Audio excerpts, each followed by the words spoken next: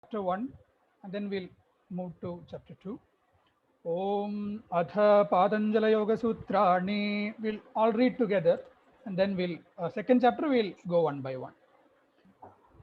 अथ प्रथमपादः समाधिपादः अथ योगानुशासनं योगश्चित्तवृत्तिनिरोधः तदा दृष्टुस्वरूपे अवस्थानं वृत्तिसारूप्यमितरत्र वृत्तयः पञ्चदैः क्लिष्टाः क्लिष्टाः प्रमाणविपर्ययविकल्पनिद्रास्मृतयः प्रत्यक्षानुमानागमाः प्रमाणानि विपर्ययो मिथ्याज्ञानमदद्रूपप्रतिष्ठम् शब्दज्ञानानुपाति वस्तुशून्यो विकल्पः अभाव प्रत्ययालंबना वृत्तिर्निद्रा अनुभूत विषया संभ्रमोषः स्मृतिः अभ्यास वैराग्याभ्यां तन्निरोधः तत्र स्थितो यत्नः अभ्यासः स तु दीर्घकाल नैरन्तर्य सत्कारा सेवितो दृढभूमिः द्रष्टानुश्रविकविषयवितृष्णस्य वशीकारसज्ञा वैराग्यं तत्परं पुरुषख्यातेः गुणवैतृष्ण्यं वितर्क विचारानंदास्मितानुगुमात् संप्रज्ञातः विराम प्रत्ययाभ्यास पूर्व संस्कार शून्यः भव प्रत्ययो विदेह प्रकृतिलयानां श्रद्धा वीर स्मृति समाधि प्रज्ञा पूर्वक इतरेषां तीव्र संवेगानामासन्नः मृदुमध्यादिमात्रत्वात् ततो अपि विशेषः ईश्वर प्रणिधानाद्वा क्लेशकर्म विभागाशयैरपरामृष्टः पुरुष विशेषः ईश्वरः तत्र निरतिशयं सर्वज्ञ बीजं सपूर्वेषाम् अपि गुरुः कालेन अनवच्छेदात् तस्य वाचकः प्रणवः तज्जबस्तदर्थभावनं ततः प्रत्यक्चेतनादिगमोऽपि अन्तराय अभावश्च व्याधिस्थान संशय प्रमादालस्य विरधिर्भ्रान्तदर्शन अलब्धभूमिगत्वानवस्थितत्वानि चित्तविक्षेपाः ते अन्तरायाः दुःखदौर्मनस्यङ्गमे जयत्व श्वासप्रश्वासविक्षेप सह भुवः तत्प्रतिषेधार्थमेव तत्त्वाभ्यासः मैत्री करुणामुदितोपेक्षाणां सुखदुःखपुण्यापुण्यविषयाणां भावनातश्चित्तप्रसादनं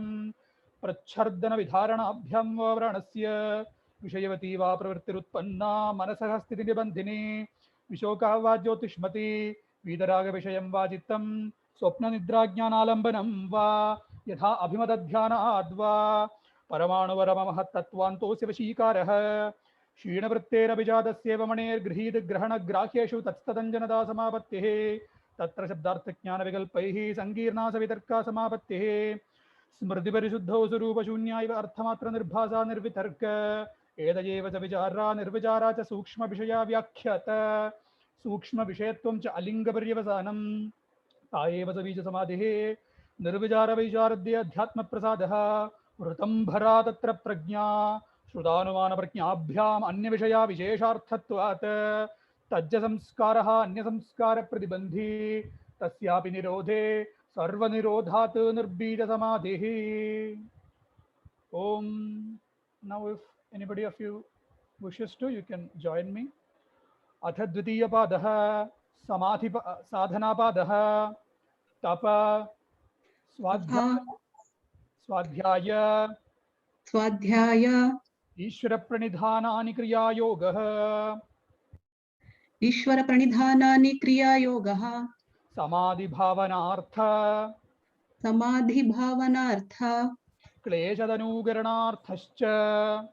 क्लेशतनुकरणार्थश्च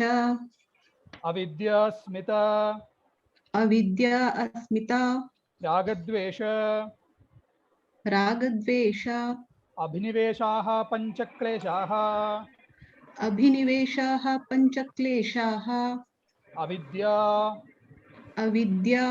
क्षेत्रमुत्तरेषां प्रसुप्ता तनुविच्छिन्ना उदाराणाम्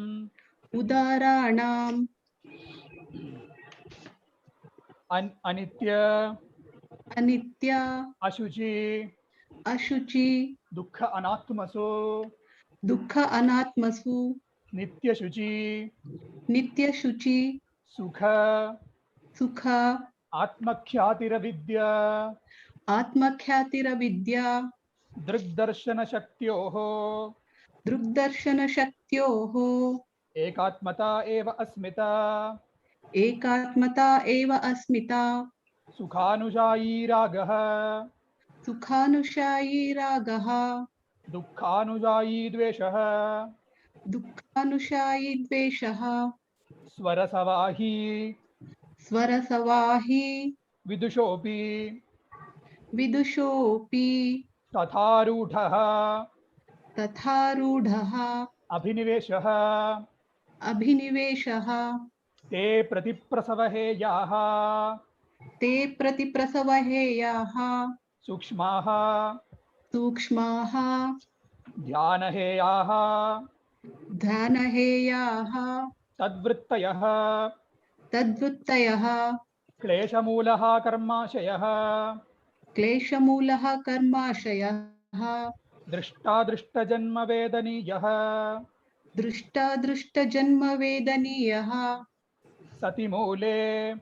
सति मूले तद्विपाको तद्विपाको जात्यायुर्भोगाः जात्यायुर्भोगाः ते ते ह्लादपरितापफलाः क्लादपरितापफलाः पुण्यापुण्यहेतुत्वात् पुण्यापुण्यहेतुत्वात् परिणामताप परिणामताप संस्कारदुःखैः संस्कारदुःखैः गुणवृत्तिविरोधाच्च गुणवृत्तिविरोधाच्च दुःखमेव सर्वं विवेकिनः दुःखमेव सर्वं विवेकिनः हेयं दुःखमनागतम् हेयं दुःखमनागतम् द्रष्टदृश्ययोः द्रष्टृदृष्ट्ययोः संयोगः संयोगः हेयहेतुः हेयहेतुः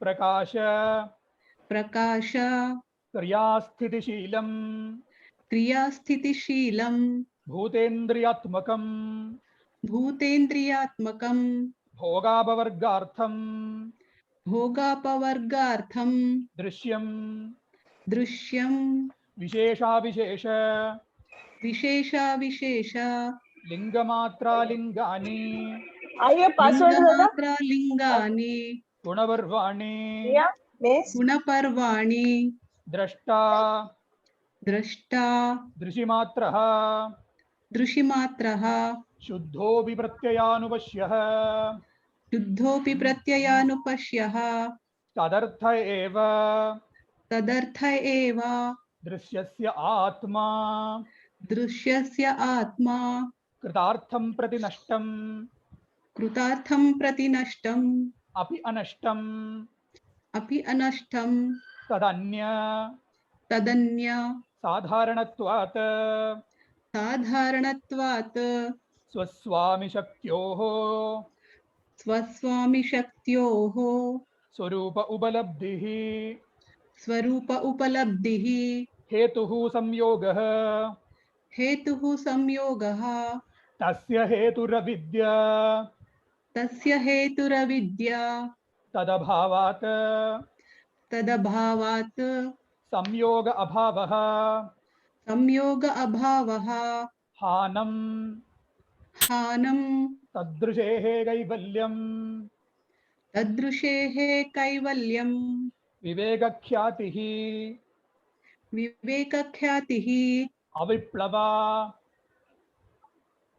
अविप्लवा हानोपायः हानोपायः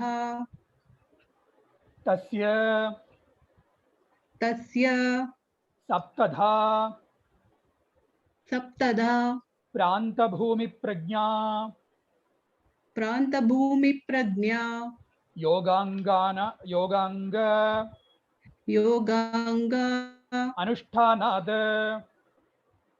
अनुष्ठानाद अशुद्धिक्षये अशुद्धिक्षये ज्ञानदीप्तिः ज्ञानदीप्तिः आविवेकख्यातेः अविवेकख्यातेः यम यम नियम नियम आसन आसन प्राणायाम प्राणायाम प्रत्याहार प्रत्याहार धारणा धारणा ध्यान ध्यान समाधयो समाधयो अष्टावङ्गानि अष्टावङ्गानि अहिंसा अहिंसा सत्य सत्य अस्तेय आस्थेय ब्रह्मचर्य ब्रह्मचर्य अपरिग्रहाः अपरिग्रहाः यमाः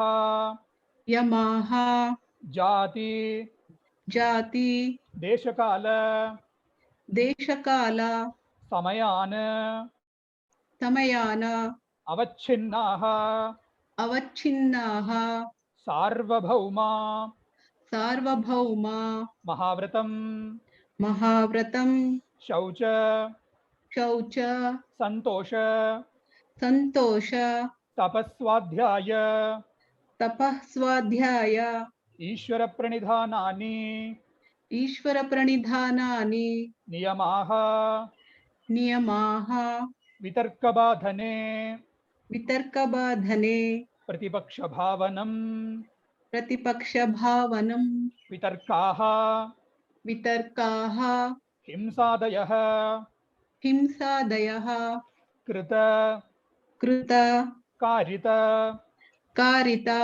अनुमोदित अनुमोदित लोभक्रोध लोभक्रोध मोहपूर्वक मोहपूर्वक मृदु मृदु मध्य मध्य अधिमात्रत्वात् अधिमात्रत्वात् अधिमात्रा अधिमात्र दुःख दुःख अज्ञान अज्ञान अनन्तफला अनन्तफल इति प्रतिपक्षभावनम् इति प्रतिपक्षभावनम् अहिंसाप्रतिष्ठायाम् अहिंसा प्रतिष्ठायां तत्सन्निधौ वैरत्यागः तत्सन्निधौ वैरत्यागः सत्यप्रतिष्ठायाम् सत्यप्रतिष्ठायां क्रियाफलाश्रयत्वम् क्रियाफलाश्रयत्वम् अस्तेयप्रतिष्ठायाम् आस्थेयप्रतिष्ठायां सर्वरत्न सर्वरत्न उपस्थानम् उपस्थानम् ब्रह्मचर्य ब्रह्मचर्य प्रतिष्ठायाम् प्रतिष्ठायां वीर्यलाभः वीर्यलाभः अपरिग्रह अपरिग्रह धैर्ये स्थैर्ये जन्मकथन्ता जन्मकथन्ता सम्बोधः सम्बोधः शौचात् शौचात् स्वाङ्गजुगुप्सा स्वाङ्गजुगुप्सा परैरसंसर्गः परैरसंसर्गः तत्त्वशुद्धि सत्त्वशुद्धि सौमनस्य सौमनस्य ऐकाग्र्य ऐकाग्र्य इन्द्रियजय इन्द्रियजय आत्मदर्शनयोग्यत्वानि च आत्मदर्शनयोगत्वानि च सन्तोषाद् सन्तोषाद अनुत्तमसुखलाभः अनुत्तमसुखलाभः कायेन्द्रिय कायेन्द्रिय सिद्धिः सिद्धिः अ- अशुद्धिक्षयात् अशुद्धिक्षयात् तपसः तपसः स्वाध्यायात् स्वाध्यायाद् इष्टदेवता इष्टदेवता संप्रयोगः संप्रयोगः समाधिसिद्धिः समाधिसिद्धिः ईश्वरप्रणिधानात् ईश्वरप्रणिधानात् स्थिरसुखमासनम् स्थिरसुखम् आसनं प्रयत्न प्रयत्न शैथिल्य शैथिल्य अनन्त अनन्त समापत्तिभ्यां समापत्तिभ्यां ततः ततः द्वन्द्वान् द्वन्द्वान् अभिघातः अभिघातः तस्मिन् सति श्वासप्रश्वासयोः श्वासप्रश्वासयोः गतिविच्छेदः गतिविच्छेदः प्राणायामः प्राणायामः सतो ततो बाह्याभ्यन्तर बाह्याभ्यन्तर स्तम्भवृत्तिः स्तम्भवृत्तिः देशकालसङ्ख्याभिः देशकालसङ्ख्याभिः परिदृष्टः परिदृष्टः दीर्घसूक्ष्मः दीर्घसूक्ष्मः बाह्याभ्यन्तर बाह्याभ्यन्तर विषयाक्षेपी विषयाक्षेपी चतुर्थः चतुर्थः ततः ततः क्षीयते क्षीयते प्रकाशावरणम् प्रकाशावरणं धारणासु च धारणासु च योग्यता मनसः योग्यता मनसः स्वविषय स्वविषय असंप्रयोगे असंप्रयोगे चित्तस्वरूपानुकार चित्तस्वरूपानुकार इव इव इन्द्रियाणां प्रत्याहारः इन्द्रियाणां प्रत्याहारः ततः ततः परमा परमा वश्यता वश्यता इन्द्रियाणां. इन्द्रियाणां. Thank you. So we'll get to it. Hari Om. So as we have been discussing, we are currently in the study of Patanjali Yoga Sutra, which is the study of or the science of happiness, or to live a happy life. And we have discussed certain things and certain issues regarding it. And as we had discussed last time, I have been reminding you that I would like you to not just gulp whatever is being discussed. I also would like you to, or whoever is teaching you yoga would sincerely like you to critique yoga and try to understand the limitations, and as well as why are we studying what we are studying. I hope that makes sense. Why do I say this? Because what we are seeking is happiness, and this is the logic for why we are studying the Patanjali Yoga Sutra. There are three means of knowing what we want, and what we want is happiness. So there are three means of getting to know it or having it. One is direct observation, observing the world and studying it. That is pratyaksha. And the other is using our logic, our intellectual capacities. It is called anumana, inference. And these two things are currently incapable of explaining the source of happiness to us. We don't know where our happiness is. Pratyaksha doesn't work. Inference, anumana also doesn't work. So that is why we are coming to the third and only means of knowing it. That is called pramana, or as Patanjali puts it, shabda pramana. So that is why we are seriously studying the scripture. The scripture, this textbook, is the only way that can guide us into that state of happiness.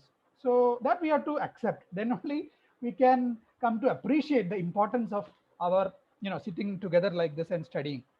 Okay, but there are lots of other textbooks also which explain happiness and how to manage the mind and all that. So there is the Western system of mind management, which is basically your Freudian psychoanalysis. And at the end of the day, what does Freud or Western psychology tell you? That you are a combination of your suppressions and repressions, isn't it? That is what Freudian theory is all about. So finally, what you are, after all your PhD and all your study, what you're proving is that you are a helpless being. The mind has been programmed all this way. From your childhood onwards, you have certain experiences and that you cannot change. So you are a bundle of suppressions and repressions. So you are miserable. So after all your study, the purpose of study is lost, isn't it? It proves that you are miserable and you cannot be helped. So that doesn't really gel with the, our streetwise idea of happiness. We have to, after studying all this, we have to become happy, isn't it? That is the purpose of it. So if that is lost, then what is the point? Is this? I'm not criticizing the Western psychology. If any Western psychology students are there, I hope I didn't offend your sensitivity. But the purpose of our study has to be respected. So, okay, so Patanjali Yoga Sutra is also one such textbook. What is the point of studying such a textbook? I have been studying maths, physics, chemistry, and all that, and it is making me all the more miserable.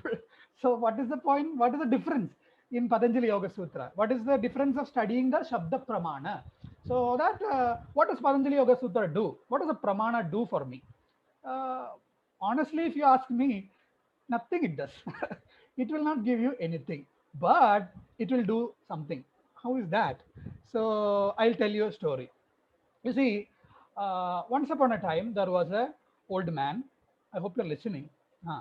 And he had three children, three boys, and he wanted to, in his will, old people write their will as to how to divide his inheritance among the three children. So he was in his deathbed, and everybody was around him and patting him and all that, and he gave his will to the children, and he passed away. So the children read the will, and they saw that the his inheritance, whatever he has to be divided among his three children in a proportion, in a certain proportion. I hope you're listening. And the proportion is like this: eldest son gets half, second son gets one third, and the youngest son gets 1/9. I hope you're listening. So you should be ready to do some calculation also. Okay. So half, one by third, and 1/9. Okay. And the old man passed away. So now everybody checked what his inheritance is. And this old man, his inheritance is he has 17 elephants. That is all that he has. 17 elephants. So how do you divide 17 elephants into half and 1/3 and 1/9 and all that? That is difficult, isn't it? So all the children started fighting, and like you see in the movies, and they all started quarreling and all that. So finally a solution we need. So they all went to the Guruji, their family guru, let us say. And Guruji, our family problem is there. We have to divide our inheritance, and this is the proportion. We cannot do anything. Can you help us? Guruji said, okay, don't worry. When is the partition? Tomorrow morning. I'll come there. Don't worry. And everybody went back. Next day morning, Guruji came. Guruji is a very interesting person. So Guruji also came on an elephant. Okay. So, and he parked, if I may use the word parked, he kept the elephant near the other 17 elephants which are in, what is that, which are being quarreled about. Okay. So now how many elephants are there? 18. 18 are there. Very good. So now Guruji said, okay, give me the will. Let me read the will. So he took the will and started reading it. Okay, first son, Ramu, let us say. Ramu, come here. And how much is your inheritance? Half. So how much is half of 18? Tell me. 9. 9. So he told you take your 9 elephants. And so Ramu was very happy. Before any further quarrel happens, he took his elephants and he went off. So how many elephants are remaining? 9. 9 are remaining. So he called the second boy, Shamu, let's say. And Shamu, come here. How much is your inheritance? He said 1/3, Swamiji. Okay, so how much is 1/3 of 18? Oh, 6. 6. So out of 9 elephants, 6 elephants, you take your 6 elephants. So Shamu was also happy, before further the quarrel, he let me take my elephants and go home before Guruji changes his mind, So he also took his elephants. So now 3 elephants are sitting there or standing there. And so now the third boy, what is his name? Gomu, let us say. I'm putting just some funny names. Okay. And what is his inheritance? 1/9. How much is 1/9 of 18 elephants? 2 elephants, isn't it? So now 3 elephants are sitting there. You take your 2 elephants, and 1 elephant was remaining. Guruji got on top of that elephant and he went home. Everybody happy, happy story. In the same way, the scripture actually doesn't do anything, but it puts certain words in our brain and solves the problem. Right now, the world is a big problem for us, at least for whoever it is a problem. And we are seeking happiness and we don't find it. And so the scripture, what it does, it puts certain words in our brain, and then finally the problem is solved. And it didn't give you anything, it didn't take anything from you, it just leaves you happy. That is what the scripture does to you. In the same way, Patanjali Yoga Sutra is trying to explain the architecture of the universe and who you are without ever disturbing you, and you are you have a better understanding of how to deal with the world, how to deal with all the situations and people that you are faced with. So this is the importance of the scripture. Without any direct physical intervention, it just puts the idea of where to look for happiness in you. I hope the example was uh, palatable to you. Okay. And so we were discussing the second chapter, because the first chapter dealt with the meditative experience of how to find who you really are. And now, okay, that doesn't that's all wonderful, but we have to really have a close personal experience of happiness on a day to day, hour to hour, minute to minute experience. For that, some preparation is needed, he says, because the mind uh, is a little clouded right now. So we need some, practice to clear off all the impurities and make it a happy, smooth uh, situation to reflect the natural happiness that we have, or the happiness that the scripture is promising us. Okay. So he said, you have to do three things: tapa, swadhyaya, ishvara pranidhanani, kriya yoga. Practical yoga means tapa, swadhyaya, ishvara pranidhana.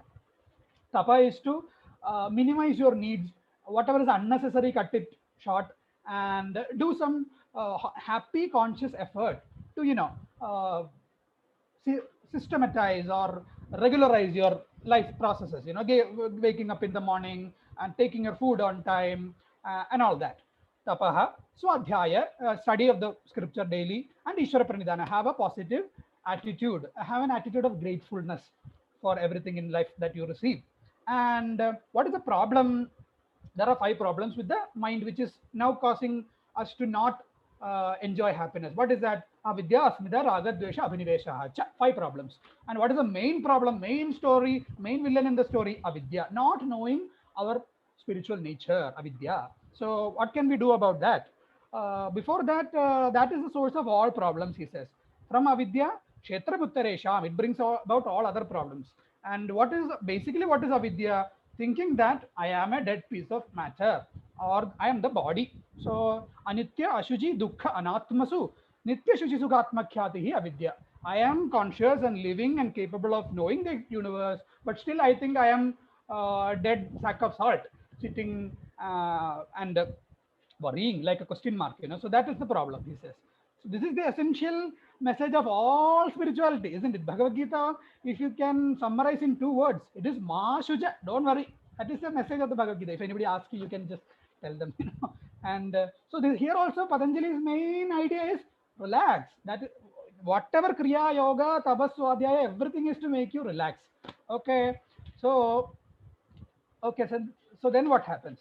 So once avidya is there, then comes asmita. If I don't know who I am, then I start to think what I think I am, what people tell that I am. So asmita comes in. That is, I think that I am the body, or other things, other relationships and all that. So once that idea is there, then I have to have whatever things that I like. Sukhanushayi ragaha. I need things that make me comfortable, and I need to avoid bad things also. So dukkhanushayi dveshaha. And of course, when I'm too much attached to the body, I have a certain phobia that I will lose my happiness. Extreme attachment to the body. Swarasavahi vidushobi tatharudho aviniveshaha. Fear of death, or fear of extreme attachment to the body. Okay. So how do we deal with all these things? With some positive practice, you can finish it, and do some meditation. Dhyana heyaha tadvrittayaha. And why are they acting about like this? Some background is there. Some old habits are sitting there and biting me. So klesha mulaha karmasheha. These old habits are sitting there. Patanjali Yoga Sutra, when I hear, I feel very good. But after I switch off the Zoom, my old habits are still sitting there. So that we have to clear. So that what we do? So for that we have certain yogic practices, and they are deciding my happiness and current situation and all that. They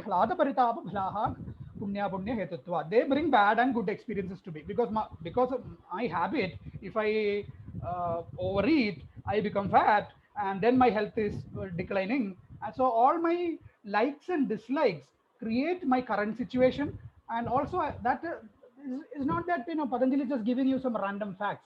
There is a hidden secret in it. What is that? Because it is my active choices that are defining and deciding my life. So I have the freedom to design and decide my life. So that is the message here. So okay, that sounds interesting, but how do I do it? Okay, we'll see. So, but altogether, whatever, don't worry, he says, because why is that? No matter what you do, finally it is all miserable, he says. Parinama, tapa samskara dukkaihi, and all that. Dukkhameva sarvam vivekinaha. Don't worry, you will die. He says. So, you don't have to worry too much about, making things positive and right and all that. So, finally, it's all miserable. So, don't worry. Your happiness, that I can ensure, he says. Heyam dukkham anagada. Whatever you wrong choices you have been making till now, that I'm sorry I cannot help you. But future happiness we can program and engineer if you want. And what is the basic problem? I think I, who am pure awareness, think that I am this and that. I mix with my fundamental funny ideas about the world and myself. Drishta drisyoho samyogaha heya hetu. I mix up with a lot of ideas applied by my school, my parents, my society, and all that. And I mix things up, and now I'm in a fix, he says. So he's trying to untie the knot and trying to explain what the world is and what you are. What is the world? It is a mix of three energies: Prakasha Kriya Sthiti Bhudendriyatmagam Bhoga Abhavargartham Drishyam, and all. The world that you see, the observable universe, it's made up of three energies. So what are energies? They're dead matter only. So don't worry, they will mix and match and all that. So don't worry, it will function on its own. You don't have to worry about it. And what are you? What are you up to? He says. Drashta Drishimatraha Shuddhobi Pratyanu Pashyaha. I am the seer of even the internal phenomenon that I am witnessing, isn't it? Right now, Swamiji is going at a very high speed. You are the one who is thinking about all that, isn't it? So your mental phenomena is, you are the observer of that phenomena. Stay there, he says. Look at what is happening in the mind and the physical environment. So when you are rooted in that, then there is freedom and the leisure to act accordingly and all that. We'll see what to do about it. Don't worry.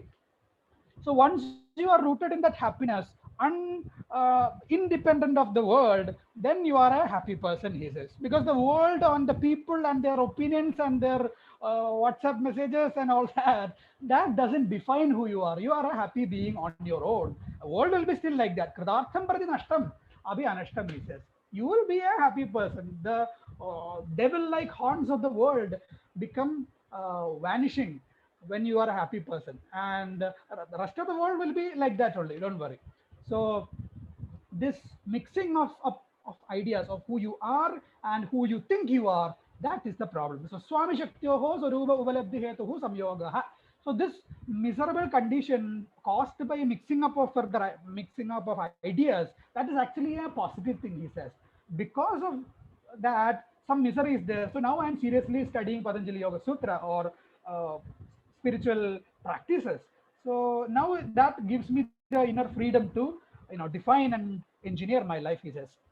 Swarupa Ubalabdhi Hetuhu Samyogaha. So when you are able to do that, then avidya can be easily removed off. And avidya is the villain sitting behind the problem. Tasya hetuhu avidya. This samyoga, this mixing up is because I don't know who I am. So tasya hetuhu avidya. And when that is removed, when the what is that, the little stone in your shoe is removed, then you jogging is fun, isn't it? Then your workout is going smooth, isn't it? So tada bhavata samyoga bhavaha kaivalyam.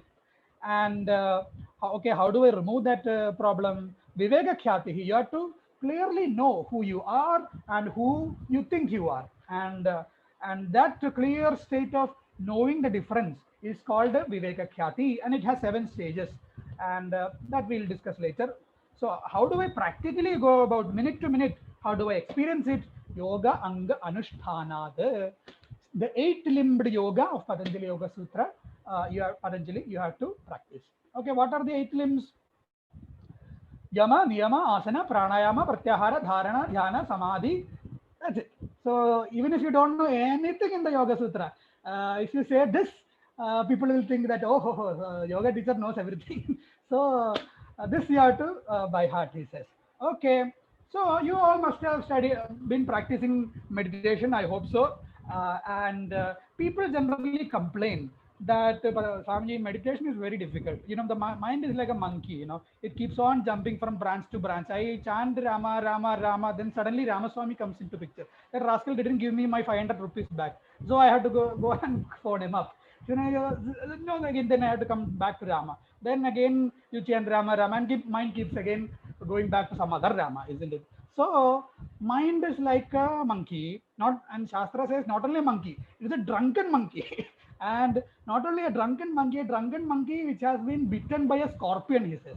And not only that, on top of that, monkey is hallucinating that it is being uh, scared by a ghost also. That is the average state of the mind, he says. The mind is very disturbed. So meditation is very difficult, Swamiji. Okay, so the thing is, honestly, between you and me, the problem is 24 hours we have, and maybe 1 hour you are trying to meditate, and the rest of the 23 hours your mind is doing whatever nonsense it wants, isn't it? And then you, that 1 hour, you expect the mind to be a very meditative uh, mind. That doesn't work. So the problem is, whatever garbage that we accumulate in the other 23 hours, that will give its principle and compound interest in the meditation seat. That is why meditation is a little difficult for, at least for beginners.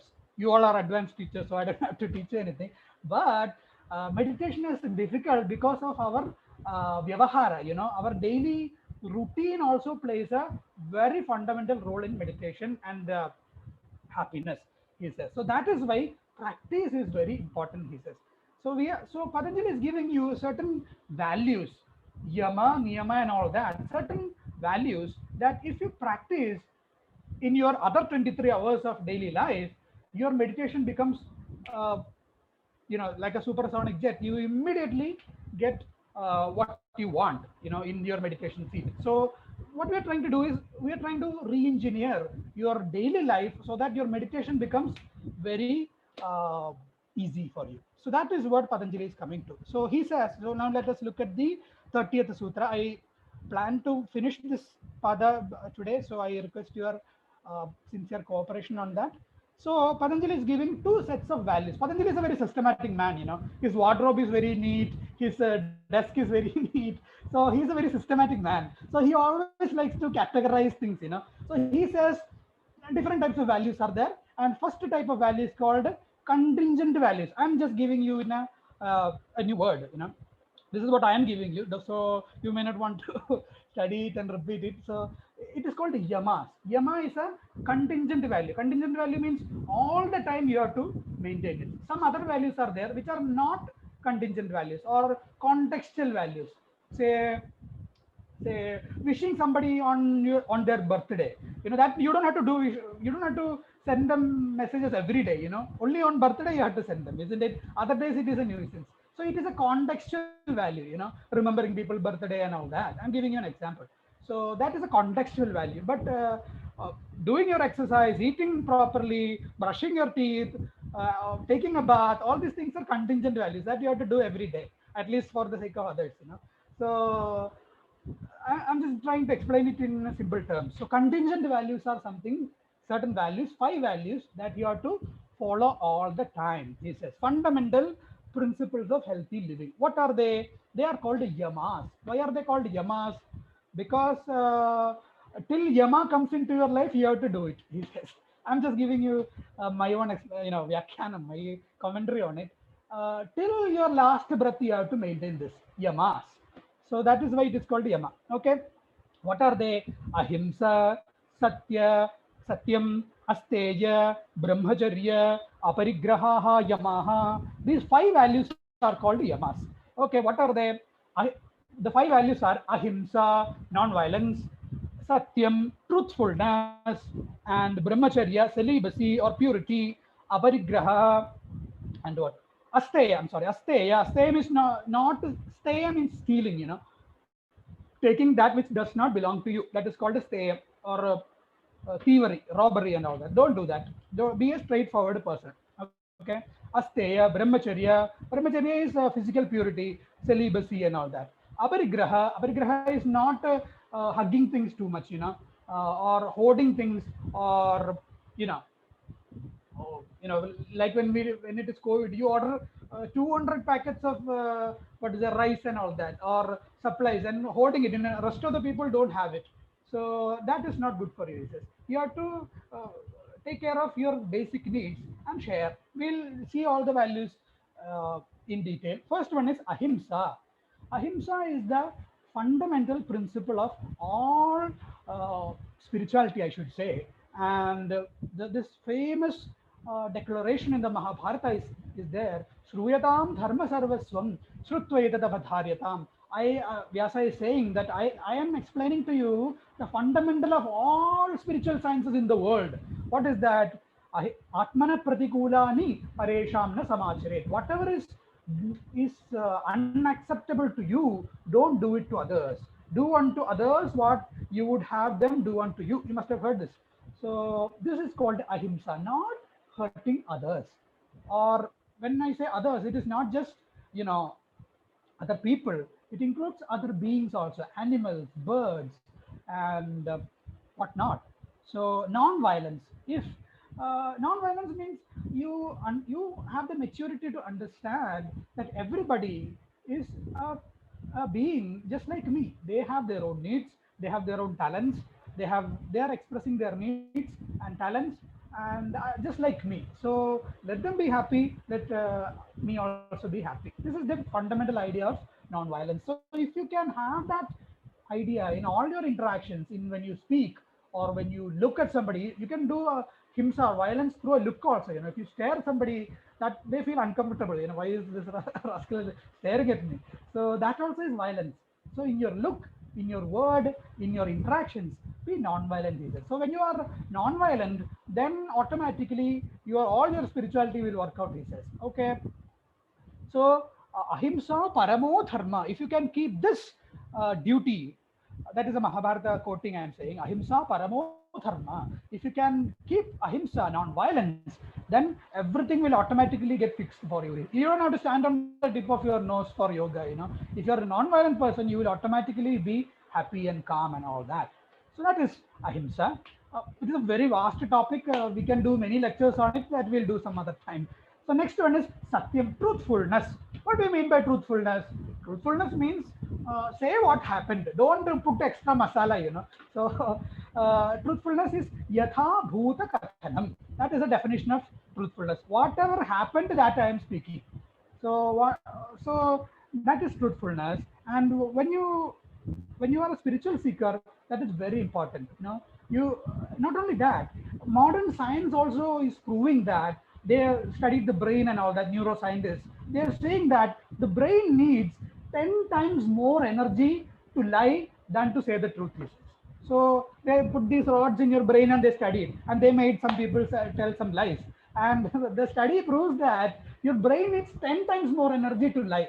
So naturally, we are designed to be honest people. The honest man does not need to remember anything he says, isn't it?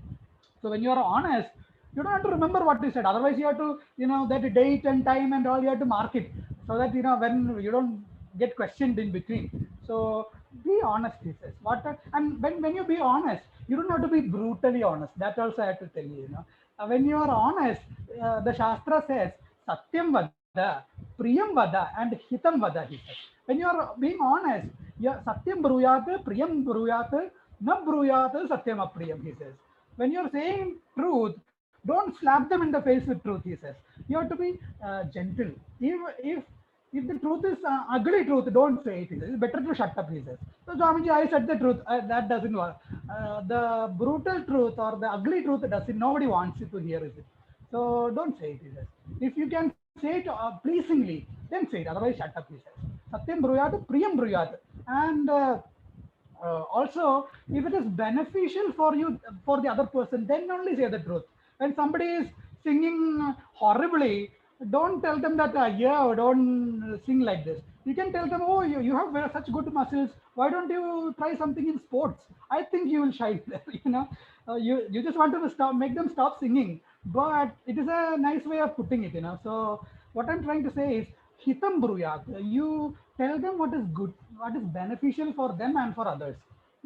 You don't have to tell the truth all the time, but if you cannot say the truth, shut up. That is a better thing to do. Okay, so that is truthfulness. These small things will make your life very smooth. And when you sit in the meditation seat after such a smooth interaction with the world, then meditation will be a natural process for you. Is this? And the third value is asteyam. Asteyam is not taking that which does not belong to you. If you find a 50 rupee note, don't stand on it and you know wonder when to take it. If it doesn't belong to you, put it in the give it to some poor person, or put it in the temple or something. Don't take that which does not belong to you, he says. Okay, so how does that work? That is actually a physical truthfulness. The other was verbal truthfulness. This is physical truthfulness.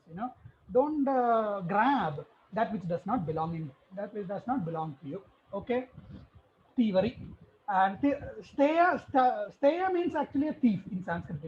Stena means thief. So steya means thievery or robbery, or you are not a forward or a straightforward person, isn't it? So if you have all kinds of worms, uh, you know, dangling in your heart or in your background of your mind, then meditation becomes a problem.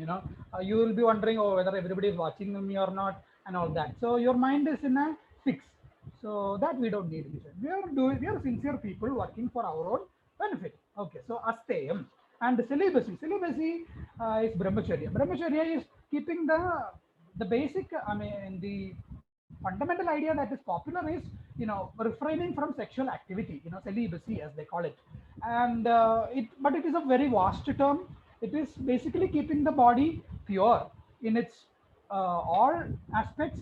It is, and celibacy or brahmacharya or is divided into three types, or there are actually 8 types of celibacy are there, so that you can Google and find out. It is called ashtanga maithuna, ashtavidha maithunam. You have to avoid 8 types of sexual uh, exchange, like flirting with the other person, or remembering them, oh, she is so beautiful, or he is so handsome, and all that. So so this ashtavidha Maithunam you have to avoid. He says you have to. So by doing that, you're conserving a lot of energy that you can employ in your meditation seat and grab your happiness. So brahmacharya, purity of the mind, that you have to maintain. And out of that, mental purity is most important. Physically, you can avoid, and talking about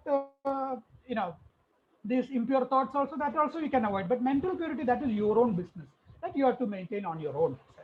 So that is very important. And so 8 types of brahmacharya are there that you have to Google and find out. You find it out. And the last one is aparigraha, not hoarding, grabbing things for tomorrow. Actually, when people like us, when swamis are given this uniform, one of our promise that we give to the guru and the sampradaya is that aparigraha. We will not grab things.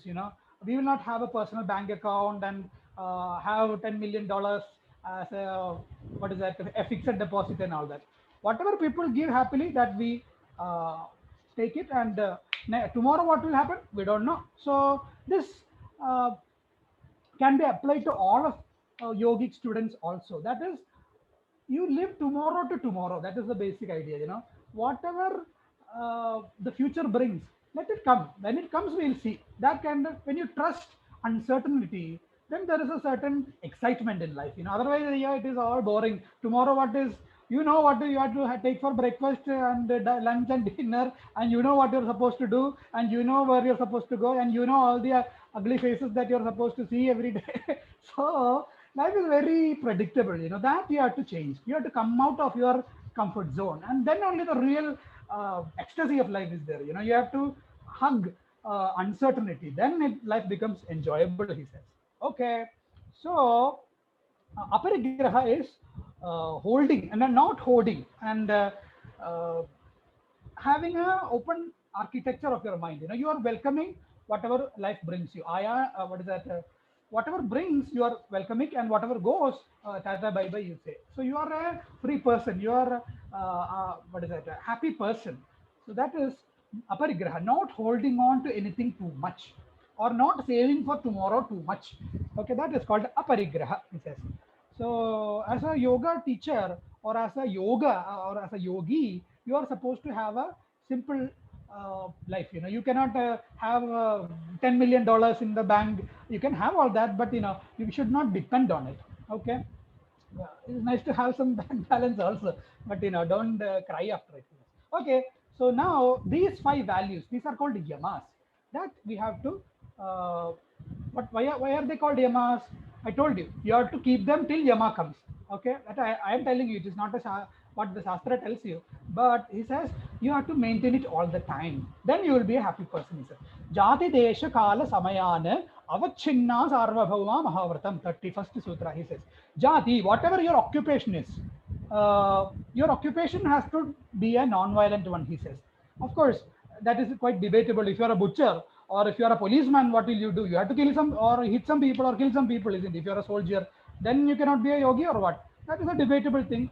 Vyasa says, oh, you can be, but Patanjali says, if you hit people in the face all day, then when you sit for meditation, their face will come into your meditation, isn't it? So it is better to have an occupation which involves non-violent behavior, he says. Okay, that is called jati, your current situation or your occupation, jati. Don't take it offensively. It is not your caste that is meant. It is jati, means your occupation or what your current situation in life is. Jati. And desha kala, your where you live. You have to live according to your when you are in a city, you have to behave accordingly. When you are in a village, accordingly. Jati, desha, and kala, your time, and samaya. And samaya also is what that your division of your time. How much time you employ for each what is that behavior or each of your tasks. So the Jati Desagala Samayana Avachinnaha Sarvabhauma Mahavratam. Sarvabhauma means in all stages of life you have to maintain these values. Which values? The 5 yamas, ahimsa, satya, and all that. Okay, so those are the permanent values, contingent values. And what are the other values? Contextual values. They are Shaucha, Santosha, Tapa, Swadhyaya, Ishvara Pranidhanani Niyamaha. They are called niyamas. That is contextual values that based on the situation you have to do. What are they? Shaucha, that is purity of the body and mind. So Shaucha means inner and outer purity. Shaucha. So that is, so Shaucha is also 2 types. That is Bahya and Abhyantara. That inner purity and outer purity. Outer purity means basically take a bath every day if possible, and change your clothes every day, and all that. So there are some discussions are there. So what is the best type of bath? I hope all of you have taken the bath today, and thankfully it is a Zoom talk, so I don't have to bear with you. And so what is the best type of bath? He says bath is 3 types. He says, this is just, I'm giving you some extra trivia. So bath, there are excellent bath, medium bath, and poor bath is there. He says excellent bath is that which you take in the riverside. He says that is when there is a flowing stream of water. That water is, that flowing water is the purest because it has the most oxygen content and all that. So the body and all its systems get easily purified. That is the best bath. That is a medium bath. Medium bath is taking water from a well and taking a bath, because the water is stagnant, but still you have to manage with it. So that also, if because of natural conditions, some purity will be there. So the bath will be medium bath. And the third bath is Adhama bath. He says that is your the western bath, in the tub, as they say. That is called Bhanda Snana. In a tub, in that floating pool of filth, you are soaking yourself. That is the poorest form of bath, he says. So that, if possible, avoid.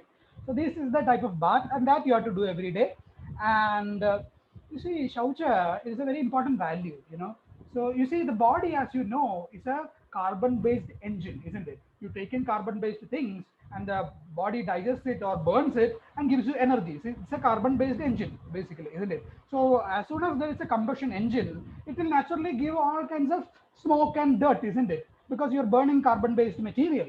So the body is all the time, whether you are sensitive about it or not, it is always giving out this the waste material of the food that you take in through sweat, through your excretions and all that. So through the hormones and pheromones and all that. So that is why if you don't take a bath, then naturally your mind also gets affected by it. You don't feel like uh, working out, or you don't feel like going out or meeting people.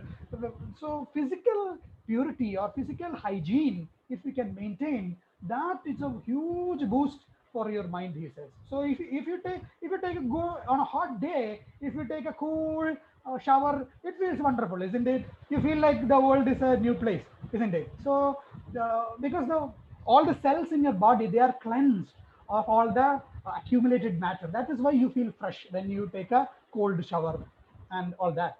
So take a keep the body pure, and give it proper bath and brush the teeth and all that. So danta dhavanam and all that you do.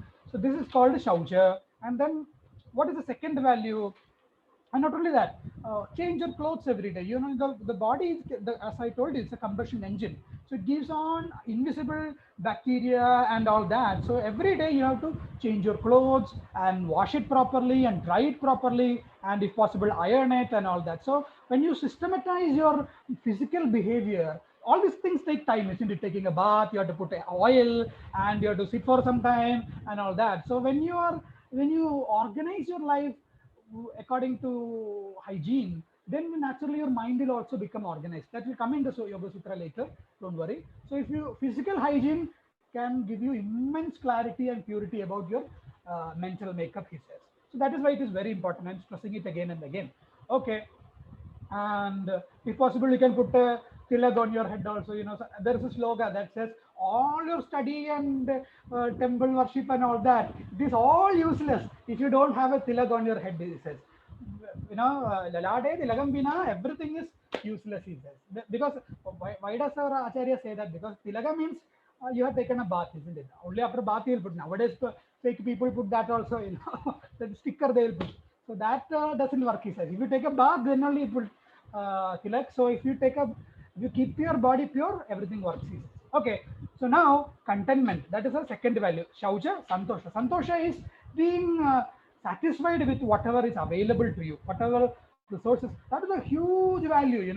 So once you're satisfied, then nobody can beat you, isn't it? You become unbeatable. Because you are happy with what you have. Nobody can tempt you. Nobody can become angry at you because you are happy on your own. So being happy with whatever you have, that is a fundamental value, he says. Santosha, he says. So that is being comfortable in the skin that you're in. You are comfortable on your own. That is called santosha. So even if a mobile is switched off, you are happy. Or even if nothing works out, you are capable of managing yourself. That is called contentment, happiness. So as somebody said, you may be the best peach in the world, but there will always be somebody who hates peaches. you know Peach is that fruit. So you don't have to modify and adjust yourself for other people's approval or certificate. You're happy by yourself. That is a huge advantage in your spiritual life, isn't it? So you don't have to depend on anybody to be happy. That basic comfort, as they say, I am what I am. You don't have to change yourself for anybody. You just be the unique beautiful person that you are. Then that is a spiritual value, he says. So you are tapping into the deep spiritual roots, as they say. So that will give you immense benefits on the medication seat, he says. Contentment, santosha. Okay, then what is it? Tapaha. Tapa means austerity in English. It is called dvanda sahanam. That is people opposite experiences that come to you. Someday power may not be there. Someday parents may be angry with you, or your friends may be angry with you. All these things come. Good and bad things. You are somewhat equanimous to all of that. I can manage that. Sahanam, that conscious effort to stay happy in spite of all other things, that is called tapas. And also minimizing your needs. You don't want, if you're thirsty, you can drink water. Coca-Cola is not not essential. You are happy with water. That is also tapas. So minimizing your needs also is tapas. Okay, and one important practice that you can do to build your tapas is silence, says Patanjali. But not Patanjali, other acharyas. So one day in your week, if you can maintain silence, just shut up and mind your own business. You don't talk to anybody. That will give you immense benefit. I'm just giving you practical tips. That will give you immense benefits to building your inner muscles. So silence, as you know, maunam, is two types of maunam is there. Patanjali again is classifying. It is one is called kashtha maunam. That is sitting like a wood log of wood. Nothing you will say, nothing, no reaction, nothing. That is total silence. Try that if possible. Let us see what happens. And the second one is called akara maunam. That you can do, gestures and all that. That you can show. Using gestures, you can communicate. The other one is called extreme maunam, kashtha maunam. You're sitting like a log of wood. So no matter what happens, you are cool. That is called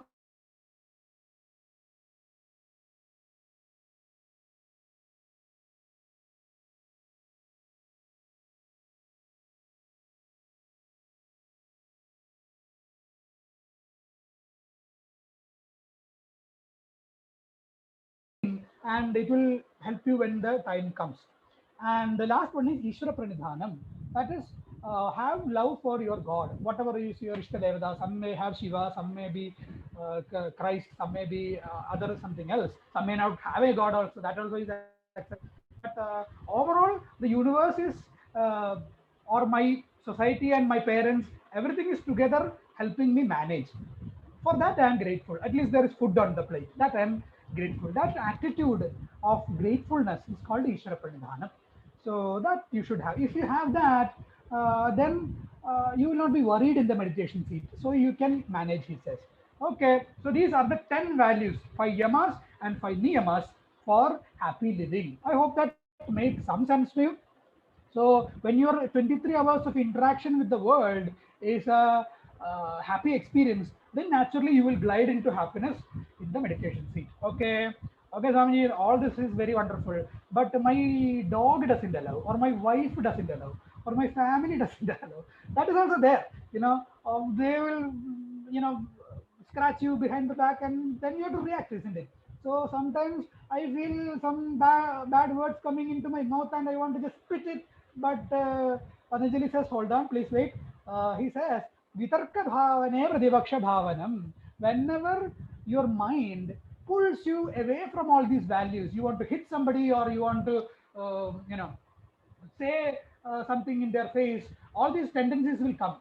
That is called vitarka. Your mind tends to go back into the old habits of tension and anxiety and all that. That is called vitarka. Mind is arguing with you. Why do you want to practice all this nonsense? Let us kick some people in the face. So that aggressive attitude, not just aggression, all kinds of opposite behavior. We discussed 10 values: non-violence, truthfulness, and all that. Just the opposite. Tell some lies. At least you can manage for today. That is dishonesty and violence. All these negative values will keep on popping up. So it's not that when you study a Yoga Sutra you will become a saint. It's not like that. Patanjali is very practical man. He knows all of our behavior. So he says, Vitarka Bhavane, when the mind calls you back to the old values of violence, etc., you have to put some opposite thoughts in your mind. Pratipaksha Bhavanam, opposite thoughts you have to bring. When somebody when your mind says kick them, you have to tell the mind, okay, if they kick them, they will kick me back. So I don't want to get kicked. So let me, manage for now. So non-violence, you have to bring the idea of non-violence in your mind. Or I'm not that kind of a violent person. I don't like to kick people. So I'm going to manage it somehow. I will just smile or put the earphones and ignore them. So something I will do. So you have to bring these opposite thoughts. When the 10 opposite thoughts come, or violent thoughts come, you have to put positive reinforcing thoughts. That is called Pratipaksha Bhavanam, he says. You try this out and let us see what happens. Okay. And so these mental disturbances are called Vitarka, and opposite positive generating positive thoughts are called Pratipaksha Bhavanam. Okay. So, okay, Swamiji, but what do I do with these negative thoughts? What are they? How are they? When do they come? He says, Patanjali is a very expert teacher, so he has seen all kinds of rascals like you and me. So he has a lot of 10,000 students he has. So he knows all kinds of behavior. So he says, negative thoughts come in all sizes, small, medium, and large, he says, like your t-shirt, it comes in all sizes, he says. He says, Vitarkaha, negative thoughts, Himsadayaha, violence, etc. And what are they? Krita, Karita, Anumodita. Sometimes mind tells you do this, do some violence, or do tell some lies. That is doing yourself. Karita means making other person do. You tell some lies, you will be saved. You tell the other, motivate the other person to do some bad things. That is also vitarka. And anumodita, when some bad things are being happening, you are smiling and congratulating. That is also bad behavior. So these three tendencies are called vitarkas. And what is the cause of it? Lobha, Krodha, Moha. He says, Lobha is greed, because you are greedy or selfish, then that causes you to become violent. And Krodha, of course, anger. And Moha. Moha means you are deluded, you think something in your head and you react based on that. The other person may be innocent or minding his own business, but you get some wrong idea about him. That is called the moha, delusion. So all these three, lobha, krodha, moha, purvaka, these three things are the purvakas. They motivate you to deviate from your values. So, and negative values come in three sizes: mridu, madhya, and adhimatra, small, medium, and large. So he says negative values come in little doses, medium, and heavy dose. He says, and what is the antidote? You have to think like this: dukkha, ajnana, ananta bhala. What if I react? If I, whenever you get angry, you say some unforgivable things, isn't it? Isn't it? And some people get scarred for life. So whenever I have become angry, that is my history, isn't it? Whenever I have become angry, I have hurt people. So that you have to remember. You have to remember your parents and your teachers and your loved ones. So you have to bring those kind of positive thoughts. So you have to think that whenever I become violent or deviate from my values, people get hurt. It causes dukkha to me and to others. So that dukkha I want to avoid. So dukkha you have to remember, and ajnana. If I every choice is a brick you are adding to the structure of your habit, isn't it? Your current situation is a result of your previous choices, isn't it? So if you choose to be angry 10 times, that will become your habit, isn't it? So if you I choose, and that habit was created every time you became angry, isn't it? So thought by thought I am designing my mind every moment. So if I become angry now, that will slowly become my habit. So ajnanam, which is ignorance, will become my habit. So I don't want that. I'm trying all this yoga and all these practices to reduce my ajnanam. So I need to be patient and handle the situation. So ajnanam will add up. So that I don't want. That also you have to remember. So dukkha, ajnana, and ananta bhala. If you hurt somebody, that is by word or by look, that result is permanent, isn't it? You cannot, once you say something hurtful, you cannot take it back. So as somebody said, as our guru Swami Bodhanta used to say, you are the master of the words that you don't utter, and you are a slave of the words that you utter. I hope that makes sense to you. Whatever you don't say, you are a master of that. And whatever you say, that you have to substantiate with further action and words. So you are a slave of what you say, and you are a master of what you don't say. So always be, what is that? Miserly in what you say. Don't say too much. Silence and patience pays large dividends, he says. So these lessons you have to remember. That is, the remembering these lessons is called pratipaksha bhavanam, bringing positive thoughts which can counterweigh your negative attitude. Okay, I hope that much makes sense to you. And okay, if I do all this, what happens? He says, now Patanjali is giving a list of all these values. If you follow it, what will happen? He says. Okay. He says, ahimsa pradisthayam tat sannidhau vairatyagaha. And this is the first result of the 10 values. What are they? First, let us go one by one. Ahimsa. If you follow ahimsa, if you are a naturally pleasant, non-violent person, what happens? Everybody will like you, isn't it? So he says, automatically when people come near you, they feel a aura of positivity. You know, there are some people in our life. You know, they are very positive people. When you go near them, you feel okay, isn't it? So, like your childhood teachers or your parents, there are some people who maintain that non-violence in their mind. When you go near them, you feel okay, isn't it? So that happens to you. He says, you become such a person. Ahimsa pradishtayam. When you are rooted in non-violence, that sanidhau. When you are near such a person, vairatyagaha. All your negativities automatically go into flight mode. They go into switch off. You know. So you become a non-violent person. This you have to try and figure out. You know. Uh, our teacher used to say when they were going in a car, the other opposite car came and hit them, and the other person, and the mirrors just collided, you know, but and they kept moving, and the other person came back and hit them, and they grabbed the driver and was about to crash them. But when there is a Swami in the car, then he immediately, "Ayo Swamiji, I'm sorry," he said. And you know, that is the value of the non-violent person. The Swami is supposed to be supposedly a non-violent person. So if you are such a non-violent person, people will respect you, and automatically when they are near you, they will also become non-violent. So this is a very practical idea that you have to find out. You know, when somebody is angry at you, you try smiling. Let's see what happens. Either you will lose your teeth or something will happen. Let us see what happens. So try it out and find out, he says. Okay. And next, what happens?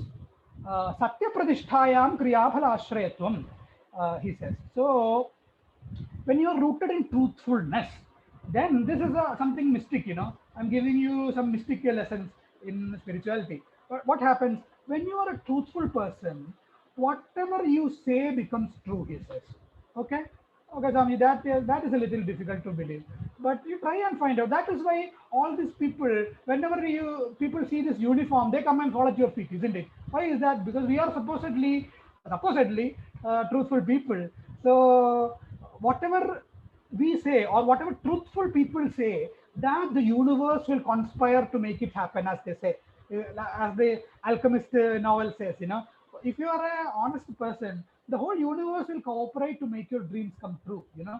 So that is why when Swamiji or an honest person says you tathastu, or when they bless you, you become blessed, you know, you get whatever you dream of. So that is why we seek blessings, you know. When honest people give us blessings, it becomes naturally becomes true.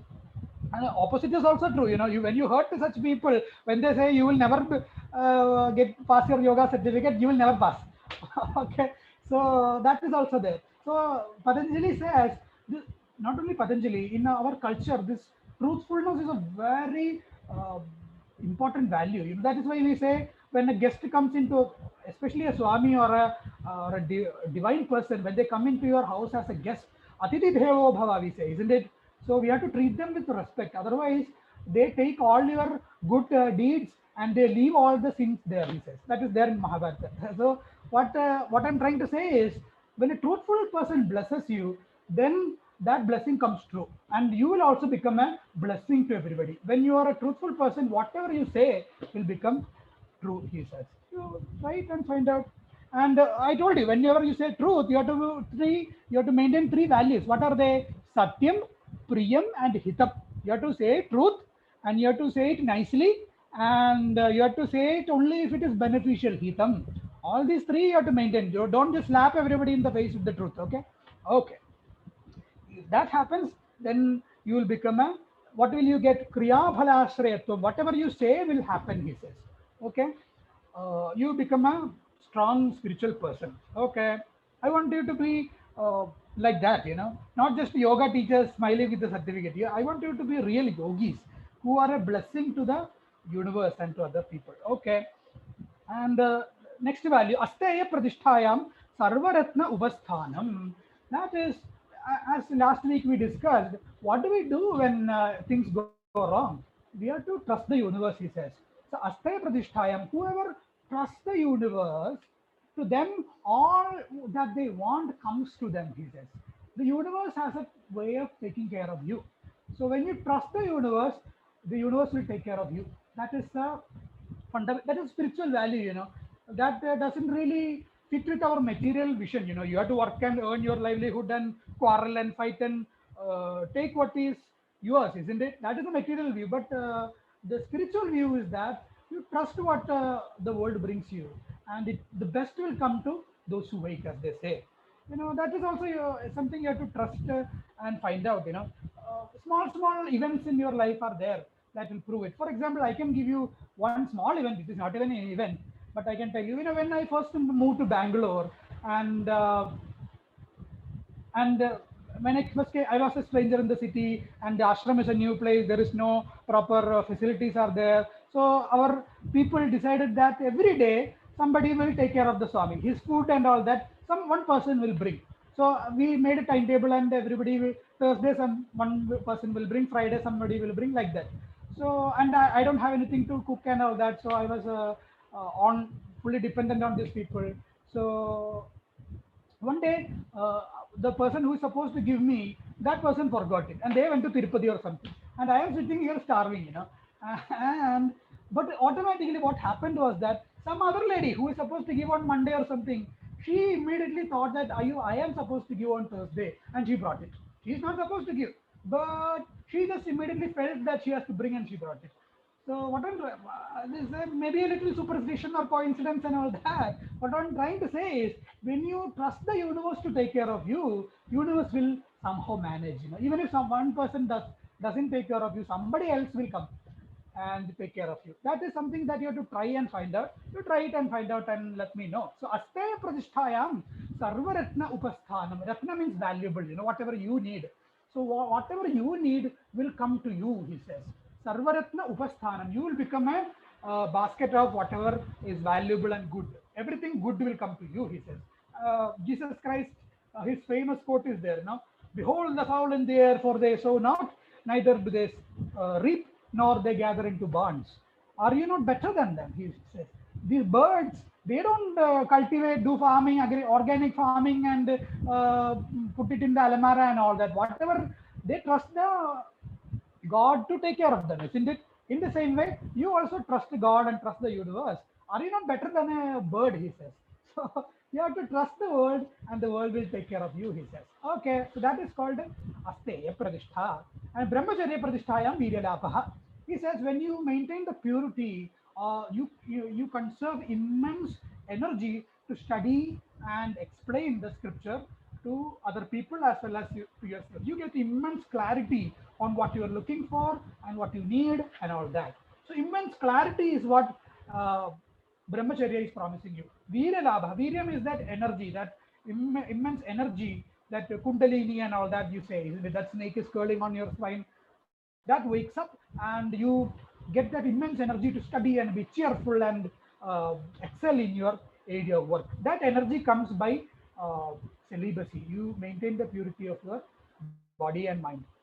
Okay, and immense memory also you get.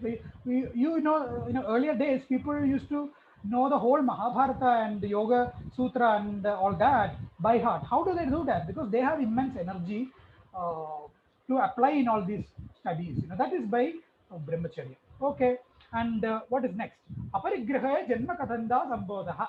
He says, Aparigraha, don't hoard, don't depend too much on the body and its needs. So when you do that, whenever you make something beautiful or tasty, share it with everybody. Don't keep it to yourself. I bought it and I made it. I only will eat it. No. Whenever you make something, share it with everybody. Give a little bit to your neighbor also. Then they will give something to you also, isn't it? So sharing is caring, as they say. That is called. Don't attach too much with your personal needs. Then aparigraham, that you have to practice, he says. When you are not attached too much to your body, then you can stand as a third person and look at your body, look at your needs, and evaluate it honestly. So by that, you can actually analyze what is your problem and what is your current situation and how to improve it. You can stand apart within yourself and take the necessary steps, he says. Here Patanjali is putting it a little extreme. He says, Janma Khatanda Sambodha. He says, you can be so free within yourself that you can meditate and find out what leads to this current birth. You can see your previous birth, he says. That is a little too much, too much for me. But still, you can at least evaluate and find out why whatever is happening to me is happening, and you can stand back and take the necessary steps, he says. Okay, that is called what is that? Aparigraha Sthairya. And so Shautata Swanga Jugupsa Parera Samsargaha. When you maintain purity, or when you are careful about your hygiene, then what happens? You know whatever is coming out of your nose and coming out of all other orifices like your ears and mouth and all that, isn't it? All are disgusting things, isn't it? You don't like to sit near when somebody is sneezing and all that, isn't it? You don't like to eat near the bathroom, isn't it? So when you honestly analyze your body and whatever things are coming out of it, you will automatically keep social distancing, he says. Swanga Jagupsa Paraira Samsargaha. When you honestly know whatever things are coming from your body, you want to avoid all those things from other bodies, and you maintain your purity. Parehi Asamsargaha. Uh, you are in a high state of hygiene, personal hygiene you will maintain, he says. And when you do that, what happens? 41st Sutra, Sattva Shuddhi Saumanasya Aika Agriya Indriyajaya Atmadarshana Yogitvani. Oh, that's that's all very simple.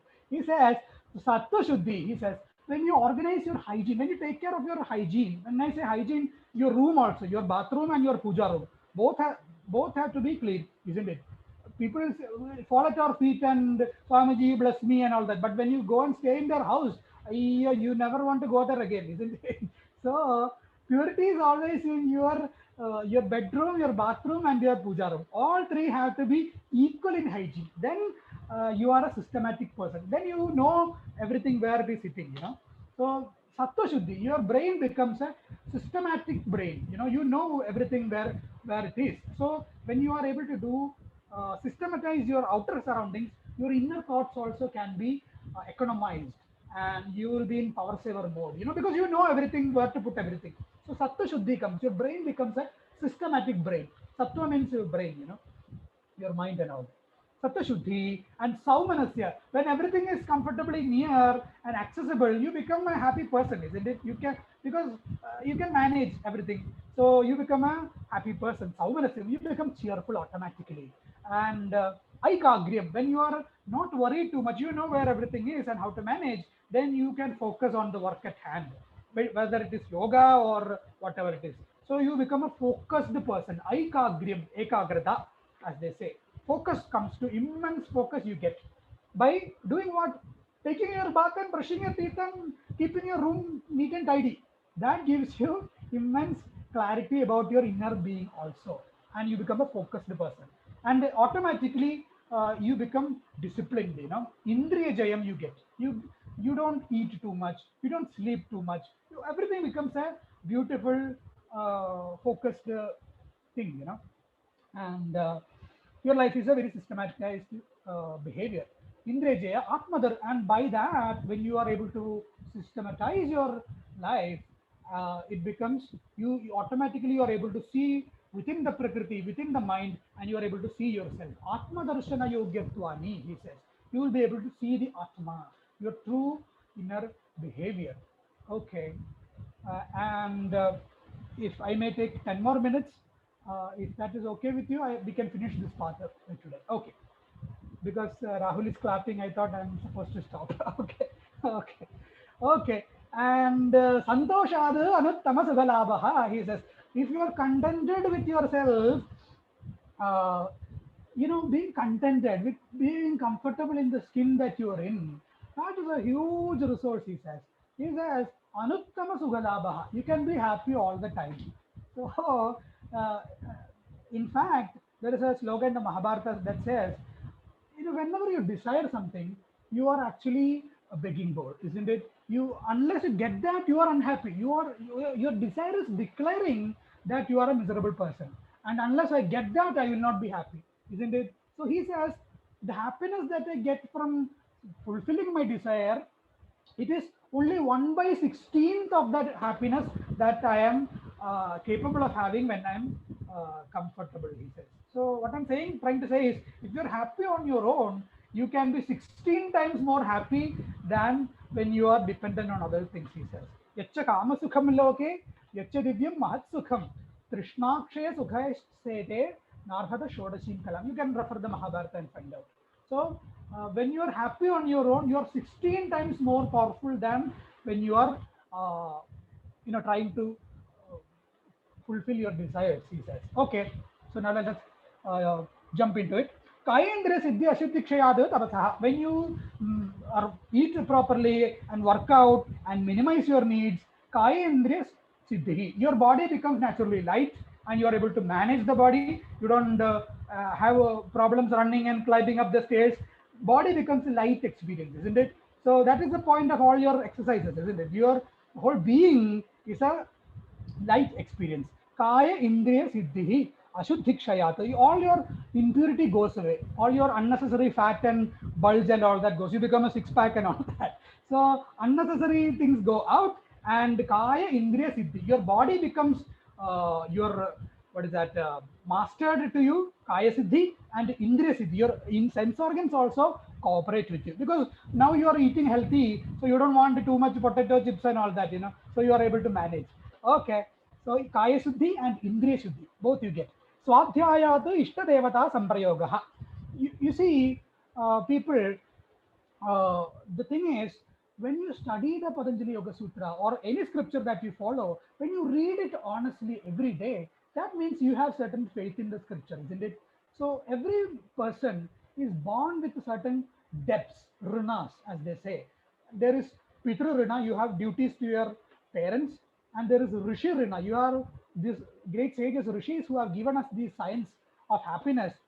How do you pay the debt to them? You have to read them, read their words every day and remember them. That is the Rina, that debt that you can repay them. So Rishi Rina, Pitru Rina, and all that. So what you have to do is read the scripture at least once every day. So by that, the sages, their blessings will be with you, he says.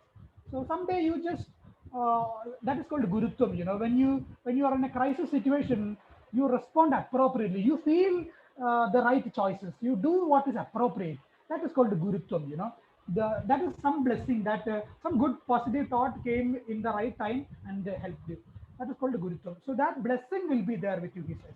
Swadhyayata ishta devata samprayoga. Your God and the sages and the rishis, they will come and bless you, he says. And you may get some visions also when you, in your dreams and all that, your ishta devata may come and bless you and all that. That also is a blessing. So that also you may get. So you read the scripture every day. Swadhyayat ishta devata samprayoga. They come and bless you. Who your ishta devatas and sages. And next word, samadhi siddhi ishvara pranidhanat. When you have that positive attitude, ishvara pranidhana in life, then you are a relaxed person, isn't it? So because God is supposed to manage it, and I don't have to worry. As we discussed last time, when you're traveling in a train, put your baggage down and relax. Chill madbeku, as they say. So when you're relaxed, the whole load is on God's shoulder. So I can relax. So when you're fully relaxed, meditation becomes an easy experience for you. As soon as you sit down, you go into meditation. So that relaxation, that happens to you. That is called Ishvara Pranidhanam, and it happens to you automatically. Sthira Sukham Asanam. This is your the sutra that you are all yoga teachers supposed to study.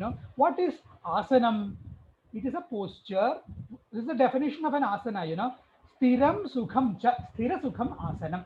Whatever posture that you are comfortable and stable, that is called your asana. Sthira means you can sit up to 3 hours in that state.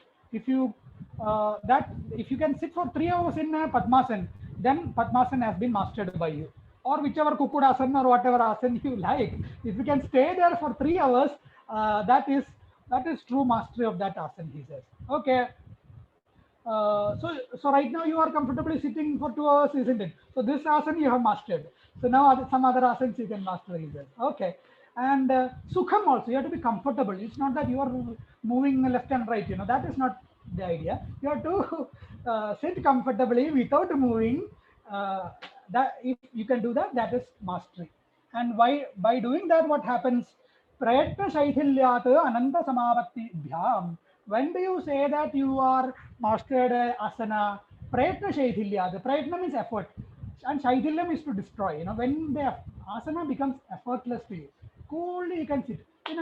When I used to, my hometown, I used to watch Kathakali. And Kathakali is a long process, 6 hours it may take. And my friends used to, how are you sitting like this? He said, the secret is not, you must be a yogi, they used to say. It's not because I'm a yogi. I like Kathakali, that's all. That is, when you enjoy something that you like, then you will be comfortable in that, isn't it? In the same way, Prayatna Shaithilyat, when you enjoy your piece of work, then it becomes effortless to you. And you can sit any amount of time doing that, isn't it, when you enjoy it? So that Ananta Samabhattibhyam has two meanings. One is you can sit endlessly in that position, that is one meaning. And the other is you can meditate on the endless or the infinite or the soul and all that, sitting in that position. So these two meanings are there. So Prayatna Shaithilyam, effortless, and Ananta Samabhattibhyam. You can, for long time, you can sit there. That is called asana siddhi, mastery of the asana. Then what happens if you can master that asana? Tato dundwana bhigataha. Then all these other opposite experiences like heat and cold when the power goes off, or mosquito is sitting and sliding on my nose. So that doesn't affect you because you are in a mastered position. You have mastered it, and then these other small disturbances don't affect you. Then you are a master of that position, he says. I have heard that Swami Vivekananda, who used to meditate, you must be knowing he was in Bengal. Bengal is a very not a very hygienic place. There are a lot of mosquitoes and all that. So, but when Vivekananda Swamiji used to meditate, his whole face used to be covered with the mosquitoes. Even one mosquito we cannot handle.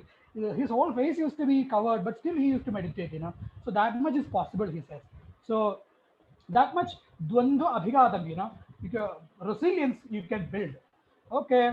And when you meditate like that, when you are mastery of, how do you know when you are a master of your asana? He says your breathing will naturally become calm and quiet. Okay. This is a secret, yogic secret that I'm telling you. Usually your breathing is equal and not equal in both your nostrils. If you check, one may be more, may be coming out, then the other is less, isn't it? Next time you do anuloma viloma, you try out. So when you are in a mastered position, or when you are comfortable in who you are, your breathing naturally becomes equivalent, he says. Both nostrils will give out equivalent amount of energy. That is when you are relaxed. That you can test and find out next time. So that this is called swara gati. That is, your breathing becomes balanced. Swara means something in music. It has a certain rhythm to it. So your breathing becomes rhythmic. That is the test for your mastery of your asana. And two types of gati are there, swaragati are there. That is Suryagati and Chandragati. Suryagati means cold air is coming out of your nose. Other is warm air is coming out of your nose. That is called Suryagati is warm air and Chandragati is cold air. Okay, you test and find out. And once you, this is the test for pranayama. Okay, so for Patanjali, pranayama is not all the breaking your nose and doing all that. For Patanjali, that is Hatha Yoga pranayama. For Patanjali's pranayama is making you relaxed. Your breathing pattern becomes a highly relaxed breathing. That is called Patanjali's pranayama. He says, he's giving the definition of pranayama in the 49th sutra. Tasmin sadi swasa prashwasayoho gati vichedaha pranayama. He says, tasmin sadi, once that is attained, what is attained? Your asana. Your asana is once you are stable in your seat, you are comfortable in your seat. Then what happens? Swasa prashwasayoho. Swasa is your outward air, and I'm sorry, inhalation, air that you take inside. Prashwasa is your outward air. Both inhalation, puraka, if I am not wrong, puraka and rechaka, both become very calm and quiet. It's not that you're, like a combustion engine, you're breathing. You're calm and quiet and breathing in a very natural way, he says. Both. And you see, pranayama is of three types. You must be knowing all this. What are they? Inhalation, puragam, rechakam, exhalation, and what is the third one? Kumbhagam, you say that keep that air inside you, isn't it? These three are called pranayama, Puraka, Rechaka, Kumbhaga. And for Patanjali, the main pranayama, or what he means by pranayama, is Kumbhaga. Okay, those other things, Puraka and Rechaka, they are just auxiliary, just helpful to your main pranayama. So when I say pranayama, or when Patanjali says pranayama, it means Kumbhagam. Okay, so you have to practice Kumbhagam to, as Ramana Maharshi said, your mind and your breathing, they are like a bird and a string. When you tie a string to a bird and let it fly, it will fly on its own, but only as long as the string, isn't it? Once you pull the string, the bird has to come back, isn't it? In the same way, when you control the breathing, the mind can instantly be brought back to your control. So that is the secret of pranayama. If somebody asks you, you have to tell them. So the pranayama, the principle is mind and breathing are connected. When you are angry, you breathe fast. When you are relaxed, you breathe slow, isn't it? So, and Patanjali's pranayama is Kumbhakam, stopping the breath. And stopping the breath is, two types are there. Again, Patanjali is classifying, 5 more minutes after that I'll stop, don't worry. And Patanjali's pranayama, what is it? Please see the 50th sutra. Bahya abhyantara stambhavrittihi deshakala sankhyabihi paridrishtaha dirgha sukshmaha. So he says pranayama. When do you master pranayama? Pranayama is of 3 types. What is pranayama? Kumbhagam. Kumbhagam is 3 types. Bahya Kumbhagam. When you breathe out and keep the air outside, that is also Kumbhagam. That is called Bahya Kumbhagam. And Abhyantara Kumbhagam is taking in and keeping it inside. That is Abhyantara Kumbhagam. These 3 Kumbhagas are there. And then there is Stambhavritti, complete stopping.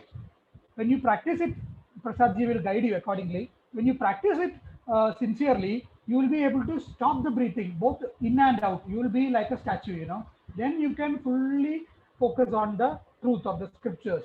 And then you will be realized this. So that is 3rd Kumbhaga. That is Stambhavritti, complete cessation of breathing.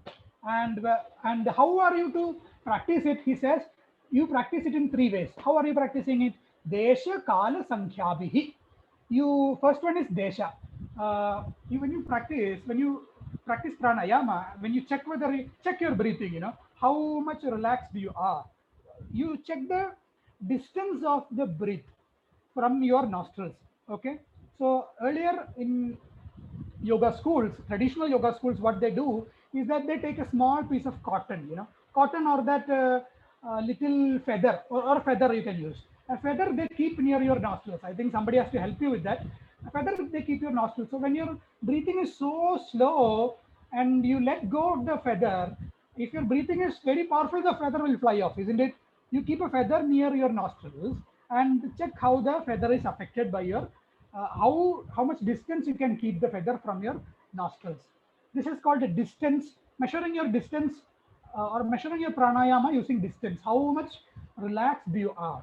Okay, this is Desha Sankhya. I'm sorry, Desha measurement. Next is Kala measurement. That is 12 seconds or 24 seconds. How much you can hold your breath. I told you pranayama is holding your breath, isn't it? So holding your breath, how much you can hold, 12 seconds, 16 seconds. That is another way of measuring the quality of your pranayama. And the third is repetitions, the number of repetitions. How many repetitions? Sankhya. How many repetitions you can do? You can start with 12 numbers, and one repetition is breathing in, breathe out, and in between stop. This is one udghatam, as they call it. Udghata is 1 repetition. So number of udghatas you can do, that is also a measurement of your pranayama. So Desha, Kala, Sankhya, 3 ways of measuring your pranayama. And Sankhyabihi Paridrishta. Paridrishta means measure or control and all that. So when you practice all these 3 measured pranayamas, what happens? Your prana, your natural breathing pattern becomes long and deep, isn't it? Dirgha sukshmaha, it becomes long and deep. So that is Patanjali's pranayama, making your breath naturally long and deep. Okay. And so then there is a 4th type of pranayama. 3 types I mentioned. Bahya Kumbhaga, Abhyantara Kumbhaga, and Stambhavritti, full stopping. And then there is a 3rd form of breathing. A 4th form of breathing. Bahya Abhyantara Vishayaakshepi Chadurthaha. Patanjali is a must have been a flight attendant in his previous life, isn't it? He likes this idea of flight, autopilot.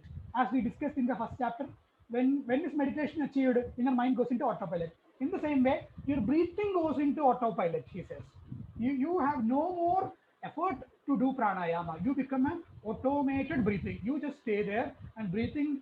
The body manages for you. That is called the fourth breathing, or fourth pranayama, Chadurtha pranayama. Pranayama becomes completely automated. Bahya abhyantara vishayakshepi. All your inner and outer effort stops. It doesn't depend on any of your effort and it goes into autopilot. That is called Chadurtha Pranayama. That is our real goal, for meditation. So you practice all this and meditate and find out, okay, if I practice, what happens? Adakshiyade prakashavaranam. This is for hardcore yogis like you. So when you do this, all your inner impurity gets burned off, and you will become a naturally disciplined person. And tataha shiyate. Shiyate means destroyed. Tataha means then. Then what happens? Shiyate prakashavaranam. Prakashavaranam means your ignorance, your avidya. We talked about that. Avidya is the main problem, isn't it? So when you practice all this, you may not see it and know it and measure it, but your avidya is slowly getting burned off in the background of your mind. So that is what happens to you when you practice this pranayama, or your vasana or samskara and all that get destroyed. Then what happens? Dharana sucha yogyata manasaha. Your mind becomes your friend, your best friend, and whenever you want to meditate, immediately goes into power saver mode and helps you, and cuts off all other problems and just focuses on the meditation. Then mind gets the capacity to be meditative. He says dharanasu. Dharanasu means to focus the mind on a particular subject. That capacity the mind gets when you practice all this. Then what happens? Swavishaya asamprayoge chitta swarupanukara iva indriyana pratyahara. That's all. He says, Swavishaya asamprayoge. So when your mind is disciplined, naturally your sense organs become disciplined. You don't want to rush into the movie theater or eat whatever lace and kurkure and all that. You become a disciplined person, Your sense organs also become disciplined. So Vishaya asamprayoge, in those areas, taste, touch and all that, the indriyas, the sense organs, asamprayoge, they stop indulging too much in that, and chitta swarupanukara iva, they become an obedient assistant to your mind, like a king and his ministers. When the mind says, okay, I need to meditate, then all other sight and touch and all that becomes disciplined, and you go into autopilot. So senses become obedient to you.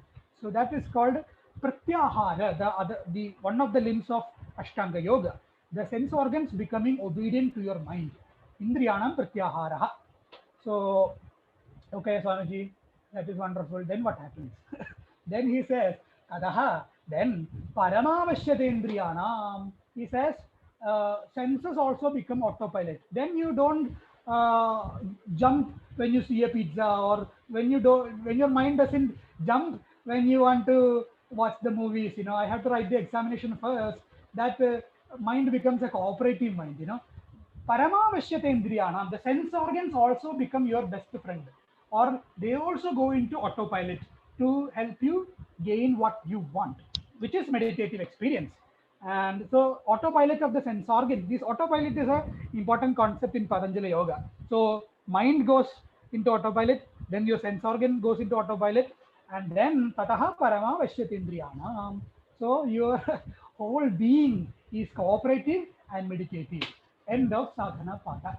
So this is, so two more, some more limbs of Ashtanga Yoga, the 8 limbs we didn't discuss.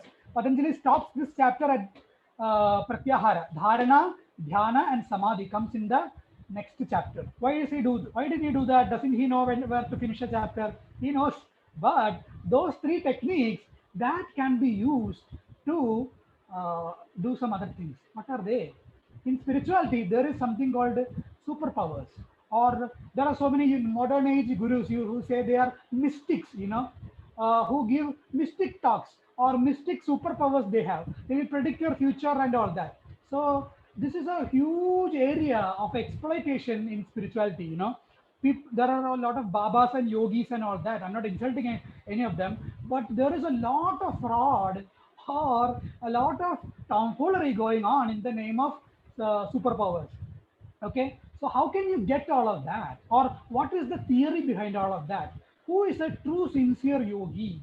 Or how can I get some superpowers? I want to read other people's mind. I want to find out what my girlfriend is thinking about me, or I want to I want to lose my weight in 5 days, or I want to get a six pack. All these are superpowers, isn't it? Like only our film stars or vibhutis or superheroes can do, isn't it?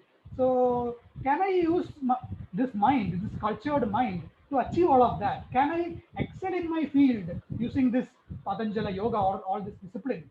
How can I get my superpowers? So how can I become a mystic? Or how do I demystify it?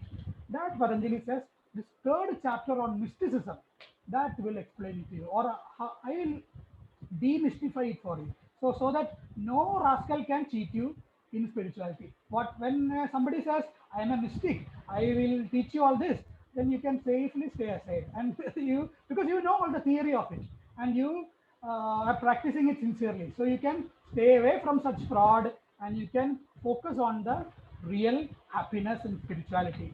And for demystifying it, for getting superpowers, stay tuned for the next episode of Patanjali Yoga Sutra, he says. Okay, so I'll see you next week.